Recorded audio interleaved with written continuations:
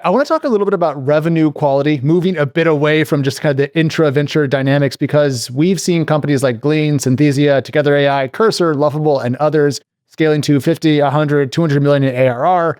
And whenever I see these headlines, I also see people from the venture world casting mild doubt on the quality of the revenue. People are worried that things are being conflated into ARR numbers, or that ARR is not going to be actually recurring, that it's going to dissipate.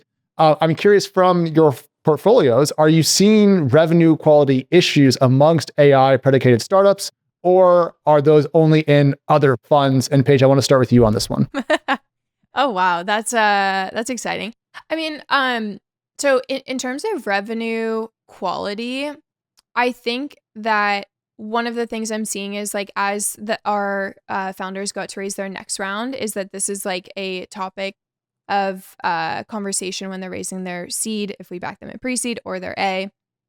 And so I'm having the conversation with them like far before they're raising, is like, this is what investors downstream are expecting. And it's like part of the reason I moved to San Francisco last year is like more deeply understand the downstream capital dynamics.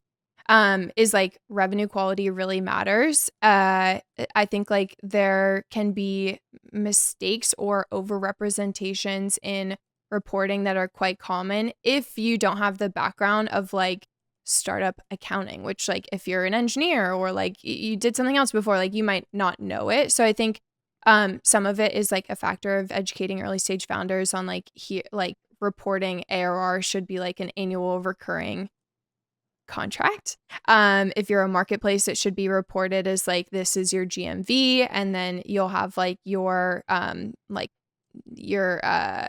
net profit based on that, and not reporting like the GMV of the marketplace's run rate. I think that's like a very common thing that I've seen in companies we've evaluated. So I think that like more education on startup accounting is needed earlier stage as the metrics change to raise a seed or Series A. I mean, by Series A, you'll know, but like I think seed is getting more Series A-y on the metrics that they're looking for. So yeah.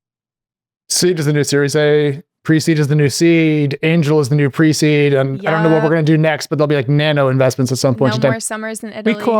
We call it year zero startups. It's my big focus now as we invest in earlier stage startups. And we found that half the applications for funding, as Paige mentioned with her strategy of building community, come to us before they're incorporated with an idea, perhaps a prototype and a team member, but looking for a third.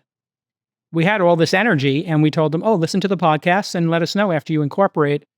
But then all of a sudden, those founders could get away from us, right? They could find another investor who believes in them and wants to write that check. And then, now we're chasing. And so we said, well, how could we be of maximum value to them?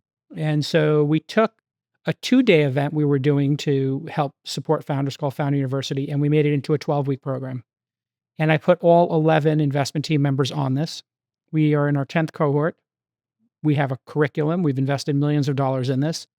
And 3,000 or 4,000 people apply. We picked the top 300 teams. We invest in the top 10% of those.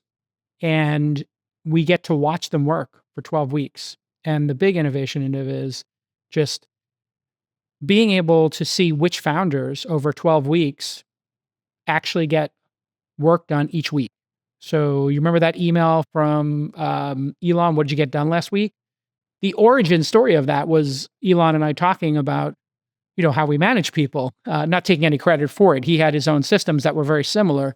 I think many founders do, which is, an aggressive cadence of getting stuff done, and not a quarterly one, not a daily one, but, a weekly one seems right. So I wrote this blog post about like your start of day, end of day, start of week, end of week. And we just call it EOWs in our companies. End of week, what'd you get done? Start of week, on Sunday night, what are you going to get done? If you want to do SOD, EOD, you can do that too if you're like super aggressive about GSDing, getting stuff done.